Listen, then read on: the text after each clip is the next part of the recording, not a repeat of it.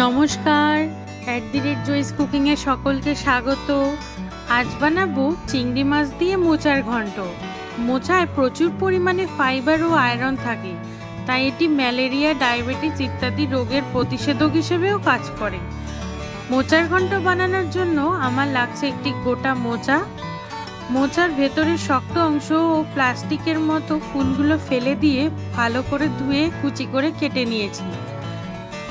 আর নিয়েছি 300 গ্রাম চিংড়ি মাছ, দুটো আলুটাকে আমি এইরকম কিউব করে কেটে নিয়েছি।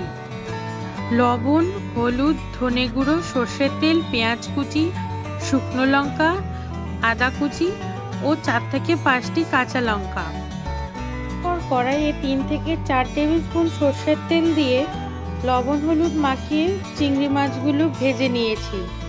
চিংড়ি মাছ সামান্যই ভাজবেন, বেশি ভাজলে শক্ত হয়ে যাবে। তারপর চিংড়ি ভাজার সামান্য তেলে কেটে রাখা আলু দিয়ে 2 মিনিট ভাজার পর মোচা কুচি দিয়ে দিয়েছি এবং স্বাদ মতো লবণ ও লঙ্কা দিয়ে 1 মিনিট ভাজার পর হাফ গ্লাস পরিমাণ জল দিয়ে সেদ্ধ করে নিয়েছি। এরপর কড়াইয়ে আবারও 3 থেকে 4 টেবিল স্পুন সর্ষের তেল দিয়ে শুকনো লঙ্কা ফোড়ন দিয়েছি। আমি তরকারিতে সাধারণত চিনি ব্যবহার করি না। চিনি যতটা কম খাওয়া যায় শরীরে ততটাই উপকার। লঙ্কা ভাজায় সুন্দর গন্ধ বেরিয়ে আসলে পেঁয়াজ কুচি ও আদা কুচি দিয়ে 2 মিনিট ভেজে নিয়েছি। তারপর 1 টেবিল স্পুন ধনে গুঁড়ো দিয়ে সেদ্ধ করে রাখা মোচা আলু দিয়ে দিয়েছি।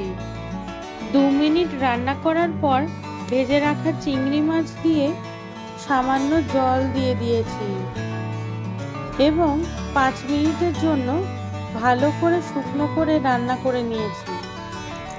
ভিডিওটি ভালো লাগলে লাইক করবেন, কমেন্ট করবেন, শেয়ার করবেন এবং আমার চ্যানেলটি অবশ্যই সাবস্ক্রাইব করবেন।